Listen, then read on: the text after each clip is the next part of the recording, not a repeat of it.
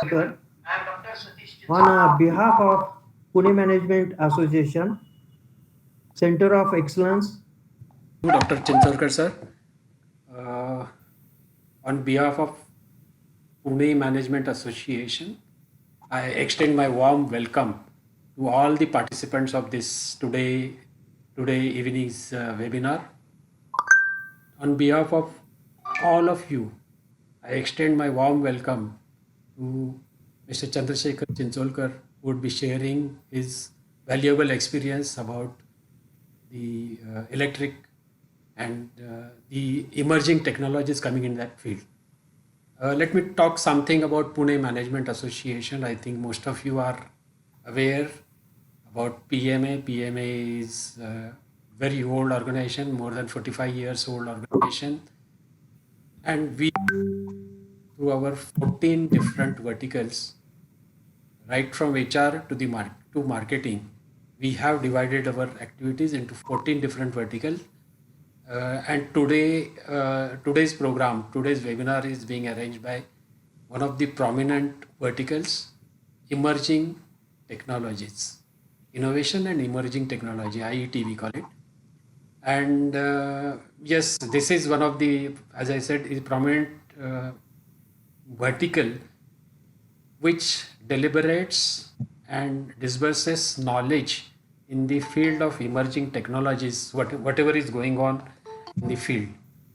I will not take much time, but for the newcomers, I would request you to visit our website to know about Pune Management's activity. And we work with the theme of giving back to the society.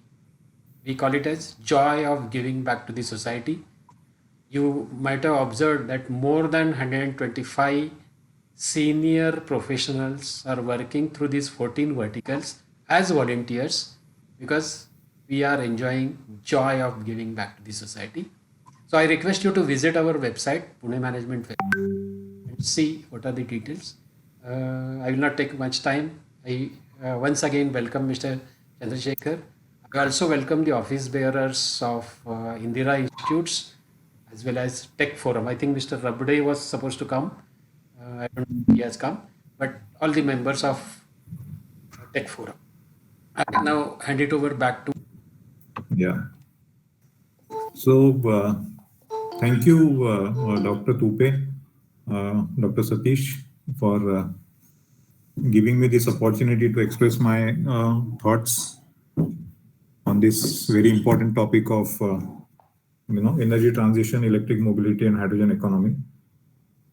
There is a lot of buzz around hydrogen economy these days after Prime Minister announced it on the occasion of 15th August from the Lal Killa, and it is a real transition that is supposed to happen or likely to happen in the coming days, and it is the need of the hour because we are seeing how things are happening globally in terms of disruption due to weather changes, excess CO2 in the atmosphere, and the problems that we are facing because of ice melting and things like that. So the whole thought process is to really move towards decarbonization as early as possible.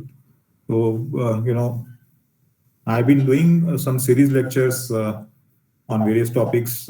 Earlier topic that I did at PMA was on focused value creation, growth versus survival strategy. That was done at the building at Jangli Maharaj Road. And today we are doing this online because of various restrictions. So, the basic presentation will actually cover these particular topics. One is talking about energy transition, what is electric mobility, what are the components that actually go into electric mobility and clean mobility solutions. And then we basically will talk about why hydrogen and why it is so important for the survival of the universe, in the coming decades. So straightway moving on to energy transition as a subject. I have been given complete 1 hour for this particular presentation, so it might get little extended. I'll try and finish within the next 1 hour. So, energy transition, why energy transition? Because all of you are aware, we have signed the, after uh, Modi government came into power and India signed the Paris Agreement in 2015. Obviously, the basic target is to, maintain the temperature or reduce the temperature, keep it below 1.5 to 2 degrees centigrade beyond the 2005 base average. And whole purpose is to ensure that the earth doesn't get heated up beyond a certain level to ensure that the human beings are able to survive. We were actually in terms of the temperature increase, we never really bothered about it in the last so many years, despite the fact that so many industrial revolutions have really happened. And now we are at a crux where I should say whatever has been done good, but at the same time, whatever has been, whatever has hampered the environment in a big way in the last 50, 60 years, especially last 50, 60 years, because the entire process of industrialization started, those many years before and maybe 100 years before. But at the same time, it has damaged the environment to a large extent, and whatever has been done, wrong needs to be probably corrected in the next, 10 to 20 years for the survival of the human being, and obviously the survival of various, animals and species on the Mother Earth.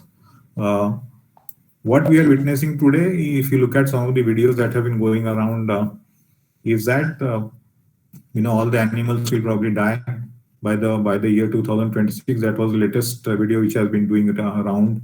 I think the video is published by Dr. Shailesh Rao, and something that has a significant impact on survival of the human being and what it can actually lead to. So if you look at in terms of the carbon emissions, CO2 emissions, India today is the third largest emitter of CO2 in the world. Our current emission stands at around 6% as compared to China, which is obviously the industrial powerhouse or manufacturing powerhouse in the world today, with almost 30% emissions coming from China itself. US has around 12 to 13% emissions, and India has committed to phase out 50% coal-based generation by 2030. We are fortunate that in the last 6-7 years, the Prime Minister has himself pushed renewable energy target to such a large extent that out of this commitment of going meeting our energy requirement 50% by 2030 through renewable source by the Prime Minister in terms of the renewable capacity. Because as we go in the further slides, you will realize what is the real power requirement for the country in the coming years in terms of how the GDP growth is actually going to pan out. So if you look at the commitments done by the Prime Minister at COP26, we have committed 500 gigawatt of power and reduction of CO2 emission by 1 billion ton by 2030. Now, if you look at the commitment given at the time of Paris Agreement, the Prime Minister had committed 2.5 to 3 billion tons of CO2 emission reduction by 2030, which is in reality may be possible, but I think because the world was expecting India to commit bigger things or talk more realistic in terms of the COP26 event, which happened in November, in 2021. So I think the Prime Minister has given a very realistic target in terms of 1 billion ton emission reduction by 2030.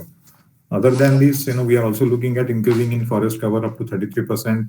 Some of the old reports talked about 15% forest cover. Now, some of the latest reports talk about 24-25%. But obviously, we need to use digital technology to really ensure that the tagging of trees can actually happen, and you are really able to measure the forest cover, because that is the need of the hour. And as most of you would be aware, you look at a country like Bhutan, which is almost 72% forest cover, and it is the only country in the world which is carbon surplus. In terms of sequestration, it is surplus. And also, as a country, they don't measure GDP, they measure gross national happiness. So, why energy transition? Because, the world has committed. If you look at the Paris Agreement, there are more than 194 countries who have signed the Paris Agreement. Then they have gone ahead and declared their, intended national contributions. Then they went ahead and declared their national determined contributions, which is called as NDCs. And now there is a committee of 13 secretaries, which is formed under the Prime Minister to basically look at how you can keep reducing carbon emissions in each department.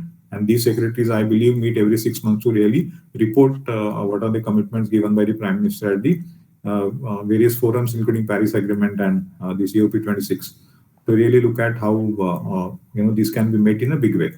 Obviously, in terms of renewable energy, India is far ahead in terms of the targets that has been set by the Prime Minister. But obviously, I think he has a bigger plan in mind. That's why he's went and committed 500 gigawatt as power. But I believe we should be able to go beyond that. So, when we talk about energy, there are two major things that we have to look at. One is your power requirement for at home as well as industry, and second is your crude fuel requirement in terms of crude getting imported. Now, India has around 85% crude getting imported in the country. The current oil bill is something like 120, 130 billion dollars. Depending on the price of the oil and the dollar fluctuation. Currently, we as a country are around $3 trillion economy, and we are proposing to be around $5 trillion economy by 2034, 23-24 or maybe 24-25. One very important parameter that one must understand is that the elasticity of power or energy requirement is typically 1.4 to 1.5 times the GDP growth. If you look at what numbers have been given by, I think RBI recently, 2 days before, they talked about 9.2% GDP growth in this current financial year. And if you multiply this 9.2% by 1.4 or 1.5, you can imagine the power requirement or the fuel requirement for the country in the coming years. And if India as an economy keeps growing at 9.2% or maybe even 8% plus for the next 10 years, looking at what can possibly happen in terms of more outsourcing coming to India, more software business coming to India, and China plus one strategy adopted by most of the other countries or corporates because of the pandemic issues and the problems that people have faced. So looking at all this, I think the power requirement in 2030, if you take it as a base year, by 2030, because the commitments towards sustainable development goals of United Nations, that is the year where those particular, for the first benchmark or first parameter or first, I should say, a target which has been set for most of the countries. So 2030 is where, even sustainable development goals, 17 sustainable development goals have to be really met in a big way. And the period has already started from 2020. So, world has to look at now going in a big way in terms of meeting up with those targets. Recently, if you look at in the month of September, October, there was a large amount of coal shortages, and what havoc it created in terms of power pricing. Because if you look at some of the states which actually buy power on a spot basis from the Indian Energy Exchange, the highest rate of power bidded, I think, was around 22 rupees per unit, and that's where the transactions actually happened. So from a current level of 7, 8 or 9 rupees in various different states as a power rate per unit, the power prices have actually gone up to as high as 22 rupees or 23 rupees. So it is a very challenging situation. If you have to phase out coal, what will be the replacement? And if one has to look at hydrogen as a renewable source of energy which can actually replace coal, then what will be the cost of that energy transition is very critical and important for the world to really understand. More important is the coal shortages are significant in the sense that at the regular level, the coal shortages, the coal inventory was around 20-22 days. But at the peak level in September, October, the inventory levels had come down to even 2 or 3 days level. So it was a very precarious situation for a country which is supposed to grow at around 8-9% GDP growth. So these are the challenges in terms of energy transition. We are moving on, going on. So if I'm on slide number 5, so the current renewable energy capacity in India is around 100 gigawatt. And majority of the incremental power generation is likely to come from solar, as wind has limited limitations in terms of location. So, and I have done significant amount of work on the wind sector financing in the past, many years. What we witnessed is that there are very few wind sites in the country which are very powerful, which gives very good high, what we call it as plant load factor. And that plant load factor actually doesn't go beyond I think 17 to 20% maximum. in the best of areas like say Tamil Nadu or some parts of Karnataka or Gujarat or some parts of Maharashtra. So if you take those particular areas, the plant load factor doesn't go beyond 18-20%. Even in case of solar, the plant load factor will probably range between 20 to 23% to maximum of 28-30% level. But you have capacity which is higher, but you can't generate because as far as solar is concerned, you have some rays which are available for maybe 6 or 7 hours in a day. Other than this, you also need to develop new power generation models, especially if you look at wind energy. Maybe people need to really develop or create innovation and develop a technology which can actually use energy at the seashore or energy from the tidal waves, and that can be converted into some sort of usable energy. So these are all challenges which innovation needs to overcome, and those are the areas which will actually needs to be funded by the government in some sort of subsidy or something, so that people are actually challenged to really come out with those innovations and through the mental part of implementing those challenges and really going ahead with creation of new technologies. So if you look at some state like Kerala, which has got such a high large coastline, definitely it can result into significant amount of energy generation using innovative methodologies, and it is one area which can contribute significantly to energy generation, because India has a very vast coastline. So look, right from going from Kerala to Maharashtra to right up to Odisha and some parts of West Bengal, I think there is definitely a good potential, very high potential for the country to move towards higher power generation or creating more capacities. If you look at from the power point of view, the per capita energy consumption in the country is around 1,200 units per person. Some of the developed countries have as high as 3,000 units. Some very large countries have as high as 5,000, 6,000 units per person consumption. So you can imagine where the power consumption can actually go from current level. Despite other than this, more important is the elasticity factor that we talked about is 1.4 to 1.5 times. So the energy consumption, especially the power consumption, can actually go through the roof. Similar is the case with fuel consumption, which is if you look at the current diesel consumption and what can happen to the country in terms of diesel consumption, if we go to 3 or 5, $5 or $7 trillion economy, is something to be really worried about. Other than this, need for replacement of coal using alternative fuels like LNG, CNG. LNG is a good fuel. It has India has around 16,000 kilometers of pipeline, and but more importantly, again, LNG is not carbon neutral. There are some, because LNG uses LNG has leaves some amount of carbon emissions whenever it is consumed. Other than this, CNG has taken off in a bit, but I'm not seeing too much of transportation happening because of CNG. And more important is CNG is being used in scattered places. It's not something that can go very, very big. Other than this, hydrogen, as we will discuss ahead, biofuel like ethanol, India has made it compulsory to mix 20% ethanol into petrol by, I think, 2025. That is one area which there can be significant improvement in terms of biofuel use. But ultimately, one needs to look at the purpose of Paris Agreement, or the purpose of whole effort of decarbonization is to really move towards a fuel which can be 100% carbon neutral. And the only fuel which is 100% carbon neutral today is hydrogen. So it is important to focus on this, because otherwise today the carbon emission is X. Maybe tomorrow you use some other fuel, the carbon emission would be X by 2. But ultimately we need to really move towards a fuel which can be 100% carbon neutral. So the whole focus of government also, and as we move ahead, you will see how the world thought process has been actually shaping up towards hydrogen, and there is serious movement. I mean, you look at countries like continents like Europe and the amount of money they are spending, it is humongous. So other than this, if you look at the energy transition, India, as far as India is concerned, there are two important parameters. One is your mobility related decarbonization, which is around 20-22%, which is much lower as compared to what actually needs to be done from manufacturing related decarbonization, which is almost 78 to 80%.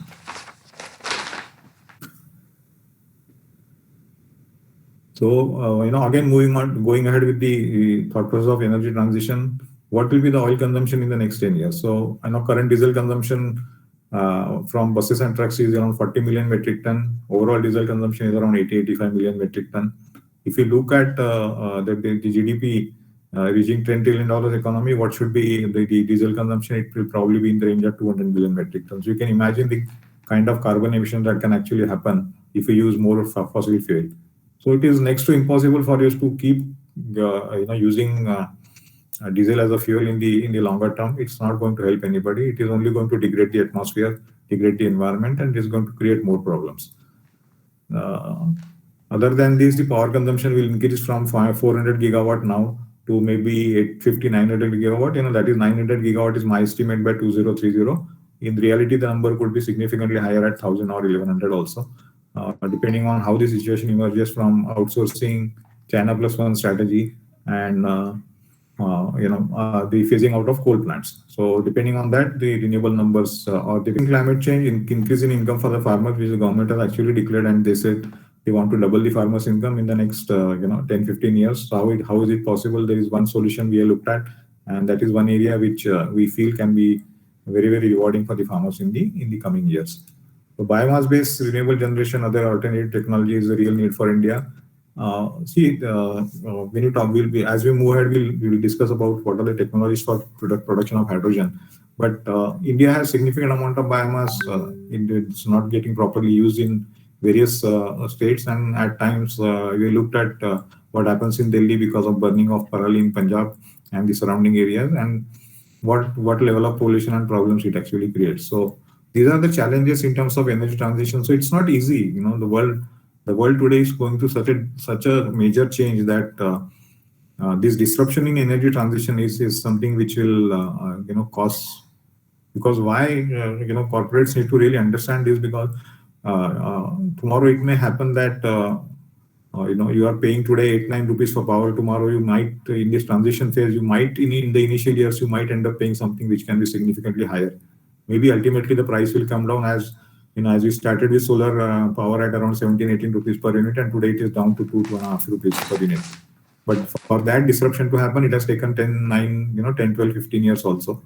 So it is not easy, and this particular disruption will actually eat away large amount of corporate profits also, because energy is significant part of manufacturing cost. And it is not the case that some of the large companies are able to have very good profitability, but some of the mid-sized and smaller companies, energy cost is significantly higher, and if they get impacted by 200, 300, 400 basis points, then their profitability can be impacted in a big way. So a lot of people or corporates are actually trying to move towards solar and all, but ultimately how much to what extent of their power requirements can be mitigated through this renewable energy is something needs to be seen, and how much more is required is also needs to be looked at. So power cost over a period of time is going to be, maybe it may come down to as low as even 1 rupee also. But at the same time, a total energy mix combination cost is what something needs to be looked at. So moving on to the next section of electric mobility, are there any questions, or how do you want to take this ahead, Satish? Should I complete the presentation? Yeah, I think yes. We do have some questions. Already someone posed, but at the end, I think we can take, and we will have the question answer at the end. That will be means we will not disturb the flow. Okay. Then moving on to electric mobility, as some of you would probably have purchased some of the other electric car in the last 1 or 2 years. So broad definition of electric mobility is a sustainable route to healthier, cleaner, noise-free transportation, and it is basically using electric propulsion for a wide range of transportation types. So it is for 2-wheelers, 3-wheelers, cars, buses, trucks, and off-road vehicles also. And some of the ships are also, people are trying to make electric, either it is battery electric or fuel cell hydrogen based vessels. E-mobility basically allows us to move away from CO2 emitting fossil fuels, and that is one area which is going to take off significantly in the coming days. We are seeing so much of transition. Some of the large companies like Tata Motors have created separate businesses only for addressing electric mobility in a big way. By decarbonizing the transport sector, electric mobility will create a cleaner, healthier, and more affordable future for everyone. Other than this, as a company, Sentient, which is an offshoot incubated by KPIT, and where the bus has been first fuel cell bus in the country has also been launched. Our focus has been on public transportation. So after the prototype launch, we'll obviously go ahead with more work in this particular area, and we have been designing the buses globally, and we'll try to create more focus towards more electric vehicles, both battery electric and fuel cell in the coming years. So the major differentiating factor between an ICE bus and an electric bus, whether it is a battery electric or fuel cell electric, is the integrated electric powertrain and a fuel cell. So why I wanted to speak on this particular aspect, because people should understand what actually differentiates a electric vehicle as compared to a normal vehicle, which is basically run on an internal combustion engine. So if you look at the components of integrated electric powertrain, you have a motor, you have a motor controller, you have transmission unit, you have a battery management system, you have a vehicle electronic control unit, and you have all this put together becomes an electronic powertrain. In case of a battery electric vehicle, it will have a battery. In case of a fuel cell electric vehicle, it will have a fuel cell. So fuel cell with the powertrain is one combination. Second combination is battery plus the powertrain. So, we have developed this particular powertrain, and if you look at the energy efficiency, which has been actually mentioned there at the bottom, it is 0.65 kilowatt hour per kilometer. And this is one of the best efficiencies ever achieved by the powertrain produced by or managed by any Indian company. And this rate is actually much better than what most of the other large corporates are actually able to achieve. So this is definitely something which is 15 to 20% better than the competition, and that is an area which we'll be focusing on in the coming years. Now, if you look at integrated electric powertrain, see, there are two major components to electric mobility, and why electric mobility will become very, very important in the immediate future. Because powertrain is a common element of any electric vehicle, and it can be used for both battery electric and fuel cell electric vehicles. And between the two technologies, we actually cover the entire gamut of various driving ranges, especially the long-term driving ranges. Typically, how the scenario will emerge in the coming days is that anything which is up to 200 kilometers run on a daily basis, 200 to 20 kilometers run on a daily basis, we'll typically see most of the battery electric vehicles being used. And anything more than 300, 350 kilometers, mostly people will move towards fuel cell electric vehicles. And these could be, say, intercity buses, which they ply between, say, Bombay and Pune. Bombay and Pune, one return trip is today is around 380, 390 kilometers. When the bus actually starts from Borivali and drops people at Pune station and goes back, the return trip is around 380 kilometers. So typically anything more than 320, 350 kilometers on a daily basis, minimum run, are the areas where actually fuel cell can become very, very competitive, very highly efficient, and it's a very robust operation. So, trips like, say, Bombay, Mumbai, Kolhapur, or Mumbai, Hyderabad, or Mumbai, Bangalore, these trips will actually become very, very competitive, because at certain pricing of hydrogen, it actually beats diesel at 100 rupees per liter. And if you look at the way world scenario is emerging, when most of the people are actually trying to move away from fossil fuel, the production of crude will actually not go up in a significant way. It will probably remain at the same level, or it will go down. And that is why the crude pricing will not come down significantly in the coming years. That's what is my personal view. But this view is actually echoed by some of the large players also, some of the large analysts, or I should say the economists also. But it might happen otherwise also. But I personally feel the crude will probably remain in a range of $70-80. It may not go down significantly, because the production is going to be on the lower side. So among the two technologies, that is battery electric and fuel cell electric, we actually cover large part of transportation, whether it is public transportation, intercity, or large amount of goods transportation, intercity, for trucks also. So these are the applications which are actually possible. If we had actually given to HIDCO in Calcutta. HIDCO is the New Salt Lake City Transport Organization. So we had given 3 buses to them in Calcutta, and today each bus is running around 150 kilometers per day with almost uptime of around 98-99%, and more than 2 lakh happy and satisfied customers. The bus is almost running 7 days a week, and the bus this figure of 5 lakhs is a little low. Currently, the bus has actually crossed around 6 lakh kilometers operational use, and the powertrain efficiency has actually been proven significantly. It's a very, very robust operation, and with 98-99% uptime, the customer satisfaction score is also 5 over 5. So it has been a very, very good experience for us. So this will help us to go more in a big way in terms of public transport. Why it is so important from the point of view of public transport, especially the buses part, because there is a study done by central government or in one research organization which talks about 60% of India's population living in cities by the year 2030 or maybe 2035. So it's so much of population in the coming days.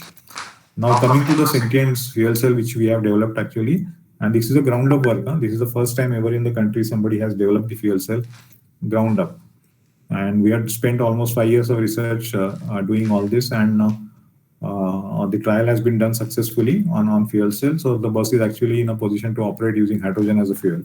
And this demonstration, the launch was done on 15th of December in the presence of Dr. Marshalkar, who's a director on our board also, on the board of Sentient also, and also in the august presence of Dr. Ashish Lele, the director at NCL. And so NCL has been our partner for development of the fuel cell, some part of the fuel cell.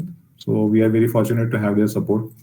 And what we are witnessing is that globally the fuel cell is available at around $1,200 or $1,500 per kilowatt.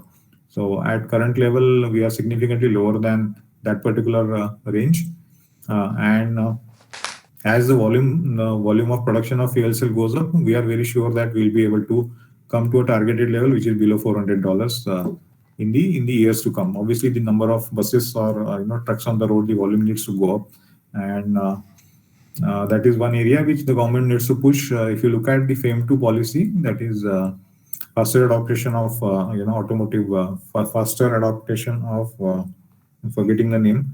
It's called as FAME 2 by the Department of Heavy Industries, Government of India. So they given some incentives for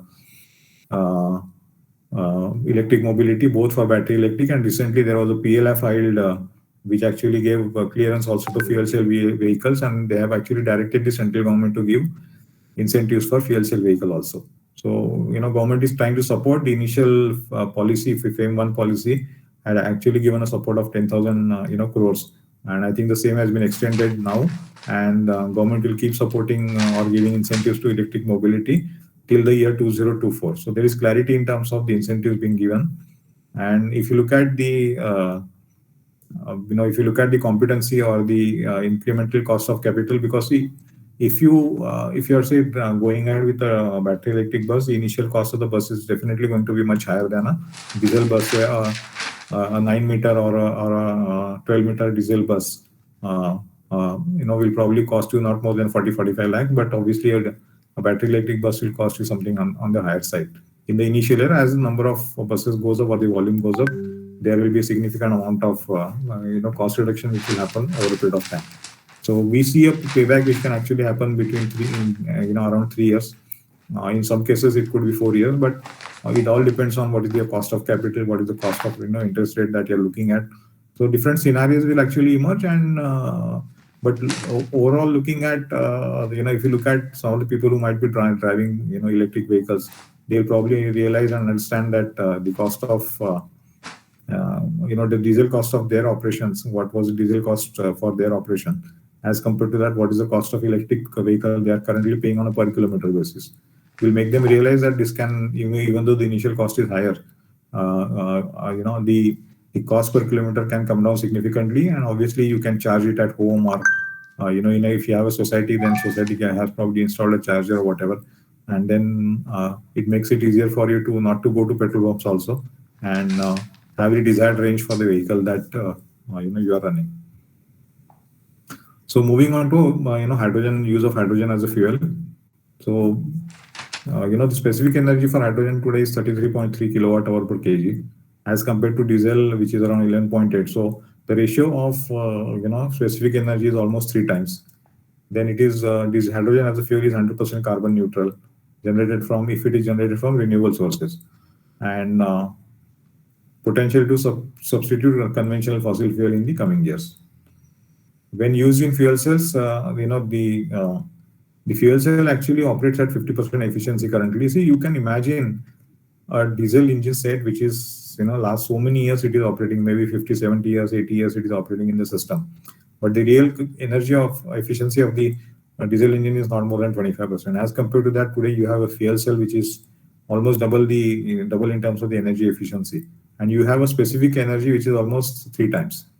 So if a diesel bus is giving you a efficiency of or mileage of around 3 or 4 kilometers per kg per liter of diesel, then at the same time hydrogen will probably give you an efficiency between 15 to 20 kilometers per kg of hydrogen. So this is the beauty in terms of better efficiency and better specific energy for hydrogen as a fuel. And obviously it is zero emission, so output is only the electrical energy and water vapor. So when we drove the bus ourselves, and the trials were initially trials without driver were taken, we realized what is the actual output, and when we actually seen the water on the roads, it gives you a very, very, very good feeling that there is zero pollution when the hydrogen bus is actually running. So what are the pathways of creating hydrogen or manufacturing hydrogen? One is your natural gas, steam methane reformation. So if you look at most of the hydrogen used by the refineries today in the country, they are producing it from natural gas, LNG, and they use a process called steam methane reformation, and that particular process is basically useful in terms of converting LNG into hydrogen. If you look at somebody like, say, HPCL or BPCL in Mumbai, which is nearer to us, and uses something like 200 metric tons of hydrogen on daily basis, and they have contracted for long-term contracts for LNG, and they use that for production, refining as for whatever cracking purposes and all. And it is something which is abundantly in use in India. If you look at the overall use of hydrogen in the country, it is almost like 6 to 8% of the world consumption. So India has been using hydrogen in a big way. Only thing is the color of hydrogen is either it is gray or blue, or green is yet to come, but obviously green will emerge in the coming days. The second process is methanol reformation, whereby you can produce methanol from coal, and then methanol can actually be converted to hydrogen by using a reformer technology. So the third process is basically water electrolysis, where you actually use an electrolyzer to split water into hydrogen and oxygen. And if you are generating if you're generating hydrogen from water electrolysis, there's significant amount of O2 also getting produced, and that O2 oxygen is also very, very pure, so it can also help you meet the requirements of oxygen in the coming years. The fourth and the fifth technology is where we have been also doing some work, and you can actually produce hydrogen from two processes in terms of biomass. One is using the cellulosic biomass, and we are doing a microbial treatment on that. And the second is MSW gasification, where the municipal solid waste is actually used in a big way. So, India has almost 200 million metric tons of municipal solid waste every year, but that particular waste is not used that effectively. Some of the corporations are actually using it for converting into some manure or whatever, and in the process, some energy pellets are getting also generated. But the best use for obviously hydrogen, base for use for biomass can be in terms of whether it is a cellulosic biomass or the gasification process, is to produce green hydrogen and use it for wherever possible. No. Yeah. Okay. So our aim is to ensure that the hydrogen is available at around $3.5 per kg, and we are all working towards that. And we have invested significant amount of our own money to create these two technologies. And we are confident that government will also come support, give support, because 10 days before we had a call with the MNRE ministry also, and it was a call. Basically, they are taking inputs from various people and industry collaborators, and Eminari is all about creating the hydrogen document and trying to support all the startups and the other collaborative arrangements to ensure. So China has cornered most of the raw materials. So as an organization, which concentrate on is very very much putting in effort to create clean and green technologies. So the intent has actually developed a advanced cell chemistry solution using sodium ion battery as a solution, and hopefully in the next few months we should be able to come out with the solution. And it is a replacement of lithium ion. It can become a sustainable solution because sodium as a raw material is abundantly available. It is stable pricing raw material, and sodium salt is something that can be used to make this particular battery. So it can actually become a very, very good solution in the coming days because lithium is again a challenging situation all over the world. So let us look at hydrogen as what is the global scenario for hydrogen. If you look at the screen, there are most of the countries in the world are actually adopting hydrogen. Netherlands, Russia, Japan, China, Australia, most of the bigger countries, Norway, Germany, everybody has announced hydrogen missions and they are working very, very seriously because this is one of the safest and cleanest fuels that everybody can actually look at in terms of what is happening in the world. And there are currently around 12,000 vehicles which are running on hydrogen globally. And the number will actually increase in the coming years. Europe is taking it very, very seriously. Europe is likely to invest something like $300 billion in hydrogen economy, both in terms of creation of the hydrogen network and manufacturing of hydrogen as a fuel.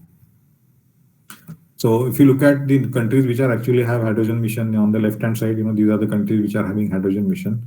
And in terms of the automotive industry scenario also, large number of research is going on by bigger players like, Toyota, Hyundai, Honda, Daimler, Volkswagen. So all these bigger companies are actually looking at doing a significant amount of work. And Hydrogen Council has been formed in 2017. Now, it has 81 members. The last list I saw, I think the number of members actually crossed 100. And they are trying to put significant amount of money towards the fuel cell electric vehicle and the related technologies. Now, in terms of changing preferences for the world, you see, if you are a medium to large company, and if you really want to be doing sustainable business in the world globally, you will have to move towards what we call it as ESG, environmental, social, and governance issues. As far as India is concerned, if you look at some of the large companies, the governance part is very well taken care of. Companies in terms of social issues are trying to address it in a big way.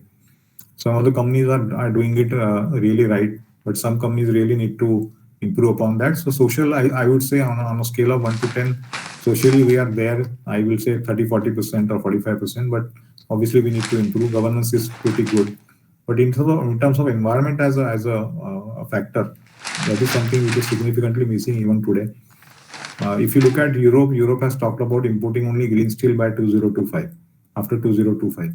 So anybody who's exporting steel in Europe will not be able to export, or he will have probably reduced business if he is not able to move towards manufacturing of green steel. So this is a parameter which will actually apply to all the export oriented units or export commodities which will actually go into the world market from India.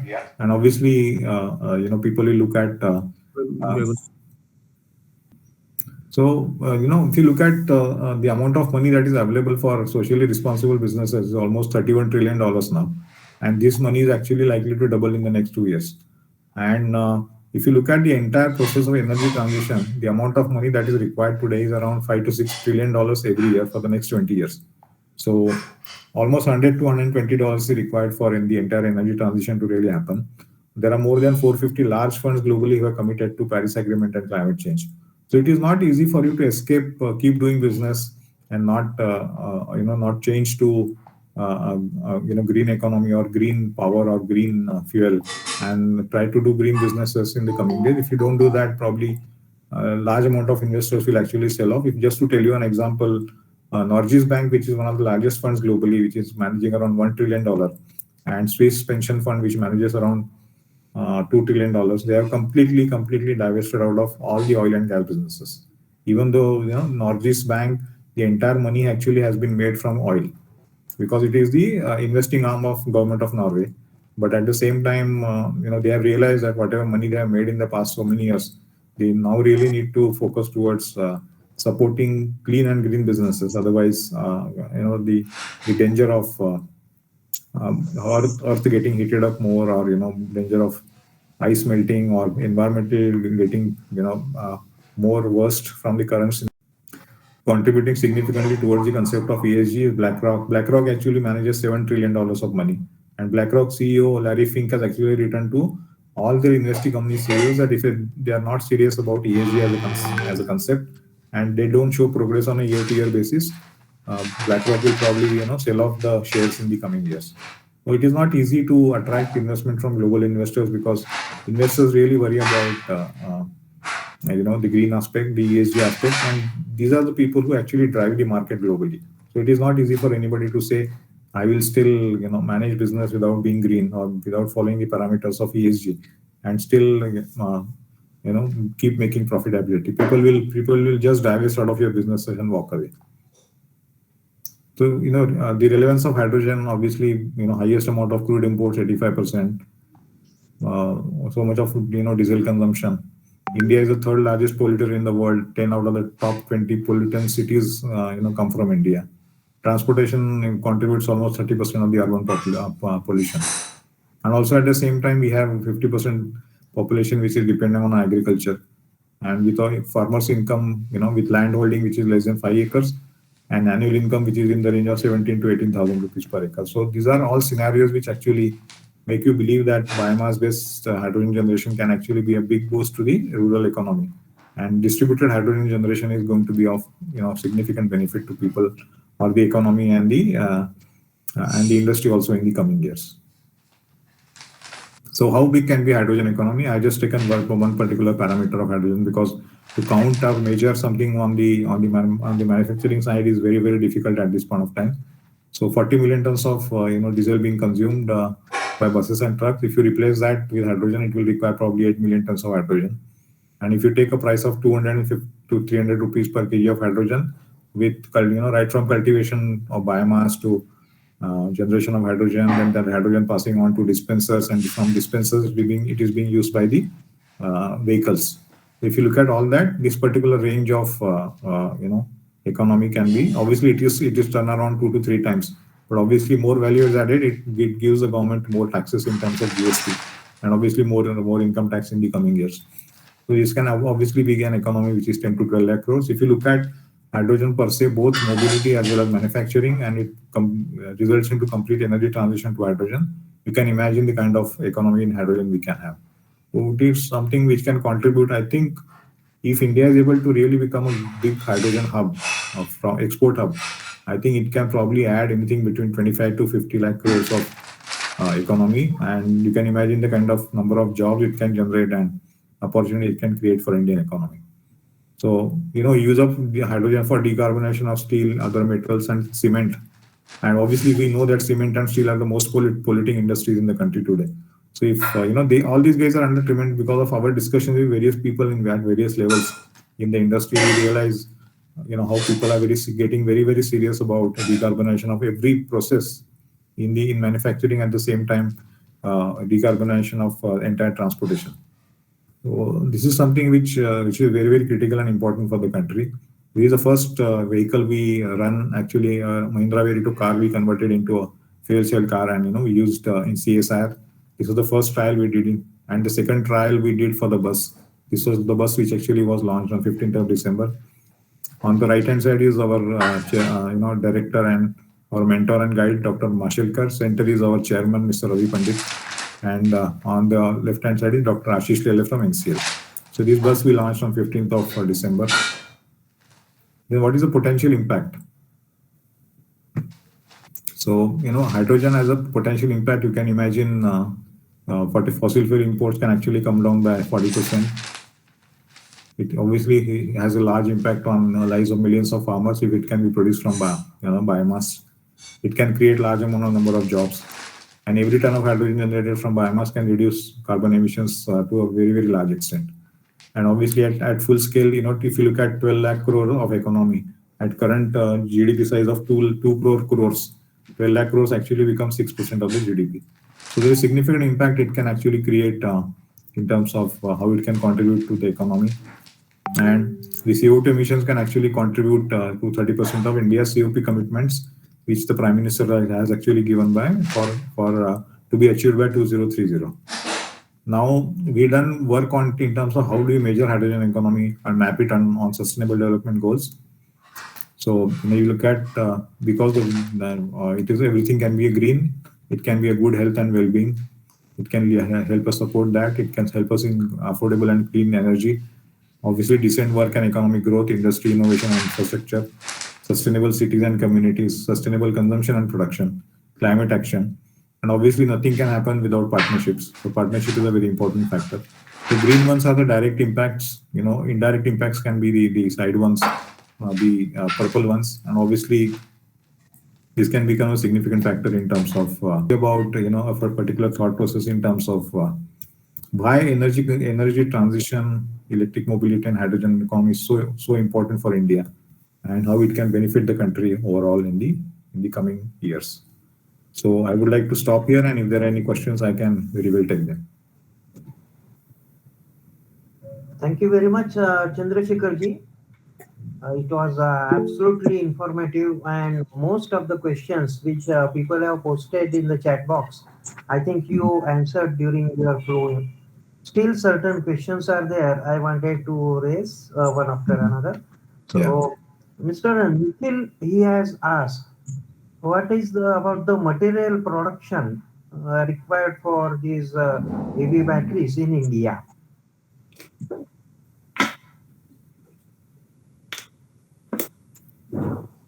Sorry, I couldn't get the question.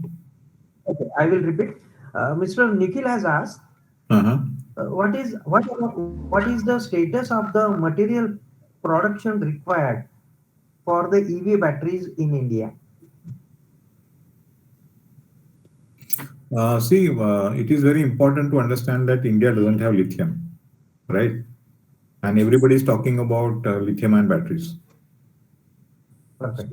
The most of the sourcing of raw material has to come from overseas. It is not. See, we can use different chemistry also, but obviously, how the industry moves and how the parameters actually move, and how the bigger boys actually, Teslas of the world have actually played the game. So raw material, as you would be mostly aware and you would have probably read, 90% of the raw material is captured by the bigger boys. So India is trying to go in that direction and source raw material. I think Tata Chemical is also trying to put up a large plant in Gujarat. But how they are going to source the raw material and consistently how it will be obtained is something which we'll have to wait and see over a period of time. And obviously these are challenges, and it will require bigger companies, bigger balance sheets to really source that kind of raw material. So even if you look at the ACC PLI scheme, which is currently on, the scheme is ending on 14th of January, where the government has requested all the large players to quote for alternative advanced cell chemistry batteries. Lithium ion is also part of it. Sodium ion is also part of it. And there is one more tender which is coming for RFP, which is coming for niche chemistries. So these are all challenging times. So that's the reason why I chose this particular topic, because there is a global energy transition council which is there, but nobody is talking about it in India in a big way. And this is my lecture. This is the 4th lecture I'm doing in this series in the last 1 month, and people really need to understand, because otherwise the game of energy transition will become too costly for the entire nation. So I hope I'm able to answer the question. Perfect, sir. Yeah. Sir, next question, Dr. Nitin Joshi has asked, is the NCL having a plan for manufacturing the fuel cells in future? NCL having? Plans for manufacturing the fuel cells, because most of the questions, they are related about the fuel cells. Acha, what is the background of Mr. Joshi? You can unmute, Dr. Joshi. You can unmute mic. You can take. Good evening, sir. Yeah. Yes. I'm in the head of department for the operations and supply chain management in the Indira Institutes of Management, Pune. Okay. And we have many the entrepreneurship development cells, wherein the students might pose this question that if at all we want to go into a business model for manufacturing this on mass scale, is there any opportunity to get connected with either, I mean, as of now, I really don't know which entity to get connected with, but NCL has been a support to us in terms of development of some parts of the fuel cell. Major part of the groundwork has been done by us only in the past 4-5 years. But one must understand that we have spent so many years to develop it from the ground up technology. We not imported a fuel cell from overseas and done the work. It is very easy to import something and do an SKD and see what is happening or how this fuel cell operates. Our team has actually done a significant amount of groundwork to understand each and every component of fuel cell. So that is very critical and important. And not only that, we have been able to develop the supply chain locally here of majority of the critical parts. See, some of the parts are going to be common. It is not rocket science, but some 30-40% of the fuel cell stack or fuel cell system as a whole is going to be very critical, and that is something which we'll probably do on our own because we have developed the technology ground up. Support people want to get into that, it is possible, but obviously you need to have some amount of very significant technological understanding. At the same time, ability to invest, because see, ultimately automobile is not easy business, right? True. Whether it is automobile or whether it is any other alternative use for fuel cell, because we have bid for various contracts with some of the large companies. So people are trying to use fuel cell to even generate power also. Use hydrogen and generate power and use that power instead of coal. So even we have bid for those kind of tenders, but obviously the capex required is significantly higher, and you should have that balance sheet strength to really apply, put in that kind of money. Prashant Tankoji, they have committed in favor of the hydrogen, and they have raised the question about the EV batteries. Various challenges are there. Dr. Uday Kumar ji has raised that EV batteries, they are having challenge during the manufacturing itself. They are creating the CO2 and chemical pollutions are there. And what about the recycling of such kind of the EV batteries? See, obviously, anything on the battery side is not carbon neutral. That is the first point. It has its own challenges, and recycling to a large extent is possible as far as lithium ion is concerned and even sodium ion is concerned. But obviously, the ultimate solution what will people look at, or what the world will actually look at, is going to be carbon neutrality. So, everything. See, I keep saying time and again, which I hope all of you get this particular point. This energy transition, whether it is battery electric now or maybe fuel cell in the future, or hydrogen economy in the future, it's not a opportunity. It's a compulsion. So there is a difference between having an opportunity on hand and a compulsion. So we are now moving into a phase where it is compulsion because of the problems that the world is facing today, and everybody wants to be net zero by 2040, 2050. India has declared 2070 as net zero.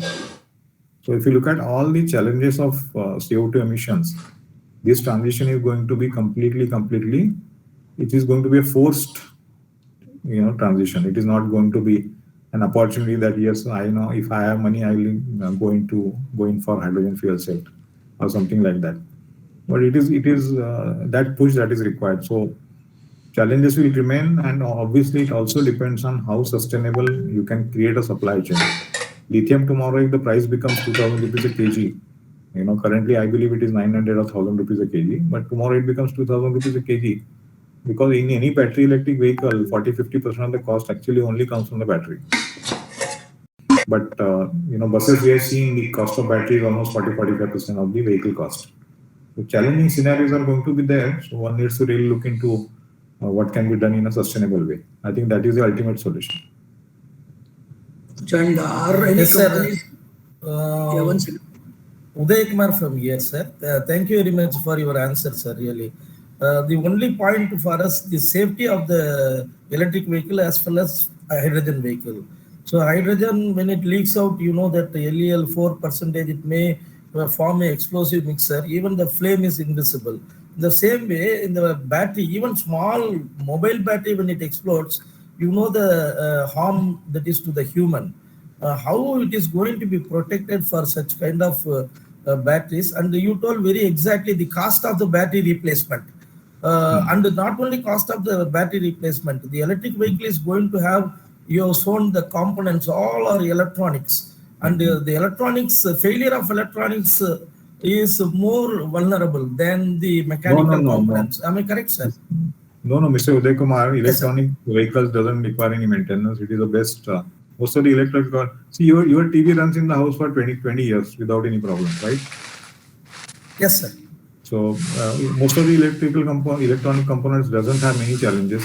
And you must understand that in an electric vehicle, whether it is battery or fuel cell, the number of moving parts are almost lower by 80-85% as compared to a diesel vehicle. So the vibrations are significantly lower. That is why the life of the vehicle is actually higher. Exactly, I accept, sir. Static and rotary, I accept that one. Yeah. Thank you. And as far as And another one, sir, that the NOx formation, nitrous oxide, nitrogen dioxide, all these things are also one of the byproducts when it is in the H2 hydrogen energy driven vehicle. How that can be reduced less than 15 ppm? In Mr. Uday Kumar, in case of hydrogen, the purity of hydrogen that is currently we are using, is 59 hydrogen. That is 99.999. So it is almost pure. So there is zero pollution. Yeah. Absolutely zero pollution. Yes. Thank you very much, sir. It seems Thank you. thank you, Uday Kumar ji. Your